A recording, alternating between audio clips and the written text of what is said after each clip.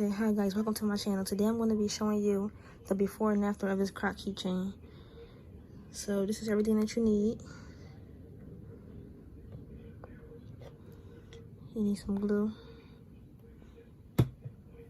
and this. So I already did a detailed video on a croc keychain already, so if you want to go watch it, it will be in the description. But I'm just doing this video to show you the before and after. So I'll be back, guys. Okay guys, I'm back. This is the finished product of the keychain croc that I made.